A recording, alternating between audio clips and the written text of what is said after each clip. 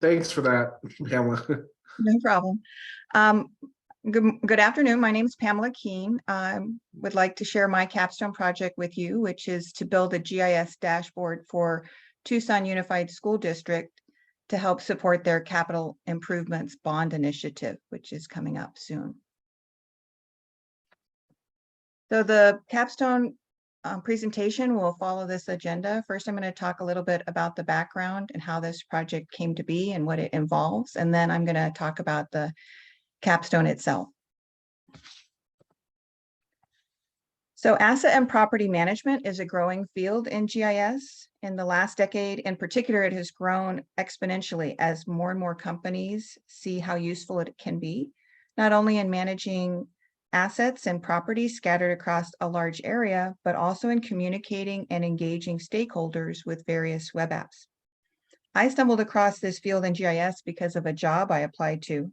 In doing research for the job, I realized that although there are various tools I would need to learn to use, such as CAD or a GPS collection device, for example, it's a field that does not require a lot of background knowledge, that is, another degree, which is good because my background is not in a traditional GIS related field, it's in education. I've been a secondary level mathematics teacher for 16 years, most recently in TUSD at Sabino High School. So when I began to think about doing a project in asset and property management, I wondered if I could do something for TUSD and reached out to them. They already have a comprehensive asset and property management system in place, but after some discussion with the facilities and operations staff, we decided that a GIS dashboard would be helpful since they want to make the needs for this upcoming capital improvements bond initiative transparent to the public. The capital improvement bond initiative, let me go back a little bit, is a voter approved measure that would provide additional funding for the district whose budget capacity has been reduced by limited support from the state. Most of the buildings were originally built in the 50s to 70s, and most recent improvements were over 20 years ago. So the only way to improve the infrastructure of this school district is with a bond.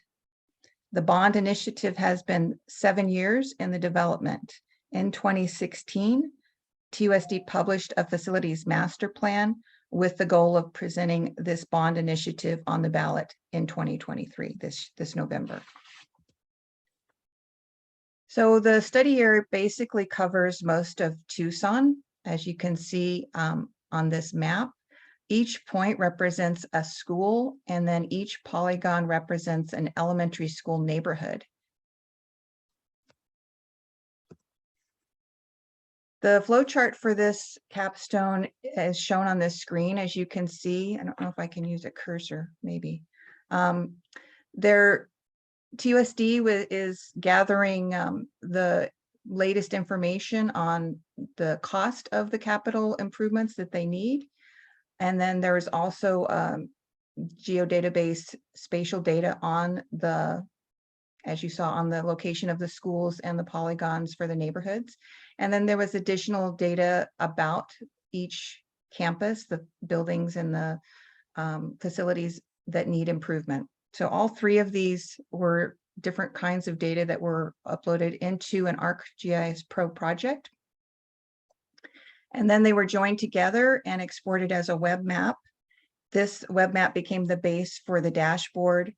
And then the components were added around the dashboard, styled and published, and then evaluated. Since I was working with an external agent, TUSD in this case, I worked pretty closely with the operations director to give him updates on how things were going and get his feedback. So it did require some reiterative activity. Let's talk about the data that was required to build this dashboard. So this slide shows a section of the projected improvement costs for different systems at each school in the district that was obtained from the facilities master plan, which was published in 2016.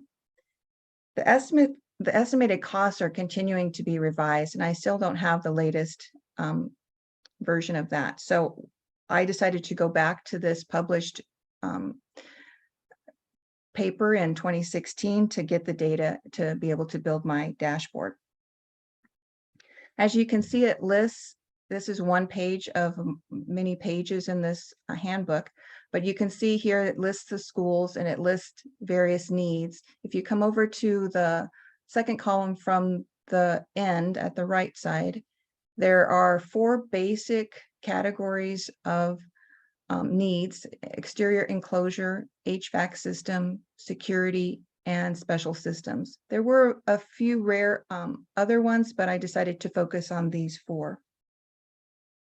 So because this was just a hard copy paper version, I had to create an Excel spreadsheet to summarize the information that was in this document. Thankfully, there are only about 100 schools in TUSD, so it was feasible to create this spreadsheet by hand. So here's the Excel spreadsheet that was created from that document. As you can see, it lists each school. And in the middle here, you see the sum of the different categories, the 4 major categories that were in the facilities master plan. So those were summed and added into the spreadsheet. The number of requirements was included. The type of the school was also included for future information on the dashboard that would be helpful. And then I added a column here that summed the 4 cost categories as a total for each school. The second non-spatial data set was information on work order history that was completed throughout the district over the last couple of years. This was deemed useful because it shows how much repair work is ongoing in the district.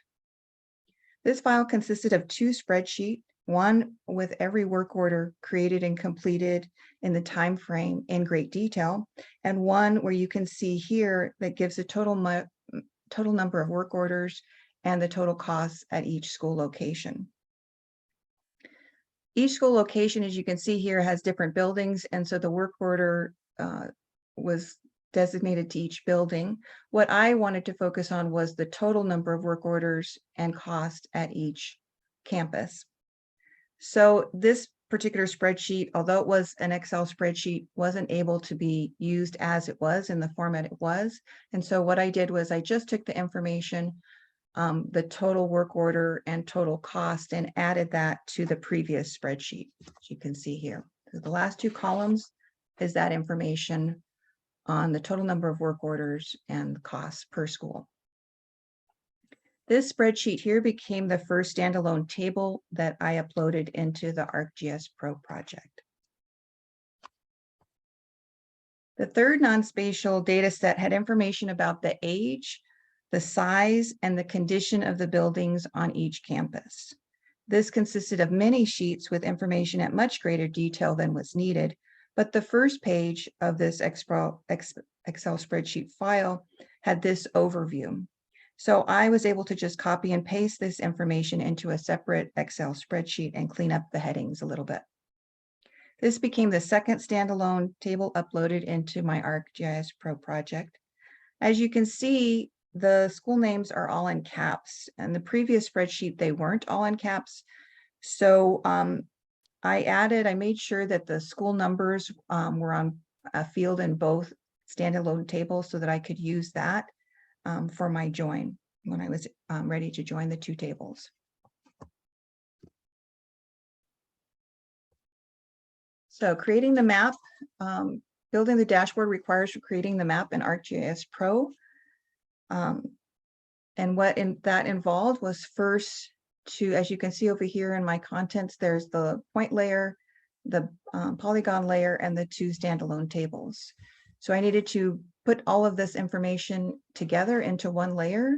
And to do that, I needed to create a feature class, as you can see over here in the geoprocessing tools box.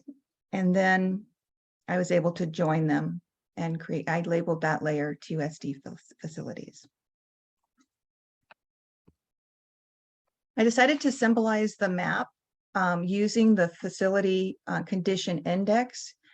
This is a 5-point scale or scale from 1 to 5, 1 being the worst condition, 5 being new condition, that's given to specific components at each facility, such as roofs, parking lots, etc. From these, an average FCI is given to each school, which is what I used to color the points. A red to yellow color map was chosen with the darker color representing a worse FCI. Initially, I used a manual break with 5 values, the 1 through 5, but this presented a false picture since no school had an FCI lower than 2 or higher than 4, and some schools had been closed, so they did not have an FCI attached to them at all. This was one of the revisions that was required. So after discussing this problem with the operations director, we decided to change the legend to better reflect the values that were showing up in the FCI index and in the FCI table. As you can see, it goes from 2 to 4.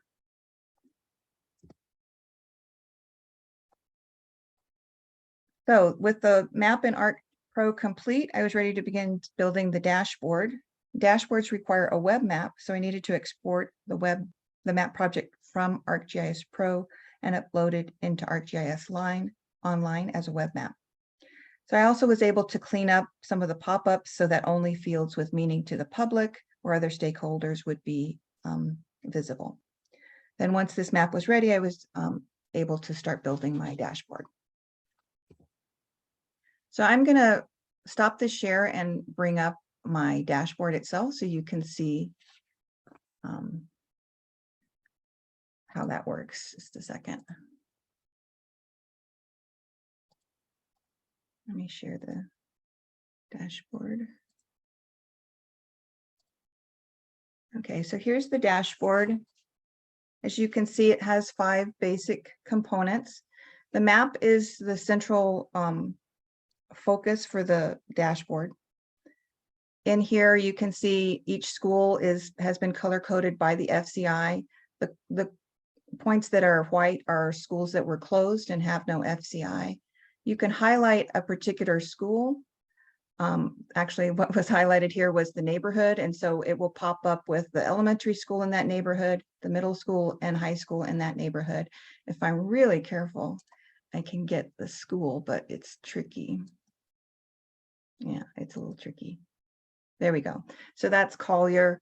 It gives all the information that is in the combined spreadsheets, including the grades, those 4 components, the cost estimates, and then further down FCI numbers on specific areas in each school campus, as well as the average. And then the next component in importance is to the right of the map. It's the total improvement costs at each school. This is an ordered list with the most expensive school listed first. If you highlight, before I highlight things, I actually want to talk about some of the other components here. There are the same stats, the same total information is in a details box over here that comes up when you do the pop-up. And then this table down here in the lower right corner shows the work order history, the total work order and costs for each school. And then below the map is a serial chart that shows or compares the costs across the board in the 4 basic systems. There's also a type selection bar here where you can choose to focus in on elementary or high school or whatnot if you like.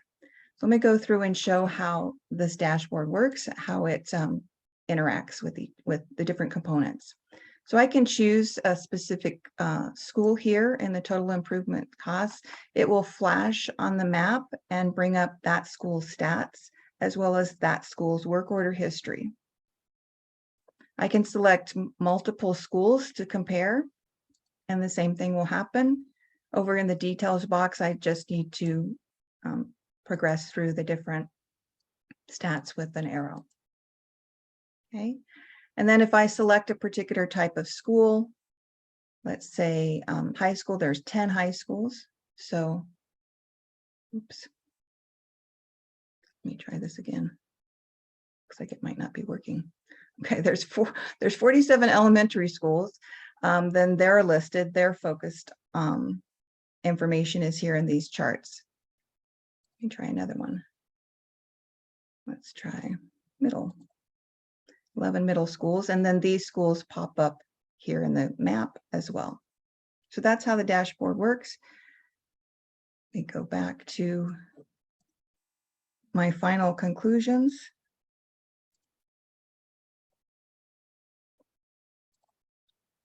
Let me share my screen here.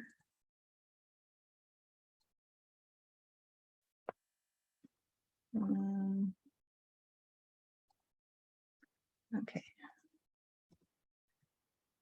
So my conclusions for this project was that revisions required repeating the whole process over again from the very first ArcGIS Pro map. Any changes to the data needed to start there.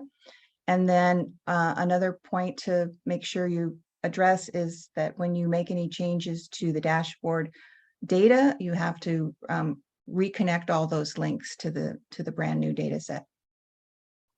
Another point that I discovered was that working with an external company requires a lot of patience and adaptability. Their schedule is not the same as my schedule. And like I said, they're still in the process of gathering the financial information together. And finally, I'd just like to thank the 2 people at TUSD who helped me with this project, as well as Dr. Lucan-Beal. Thank you.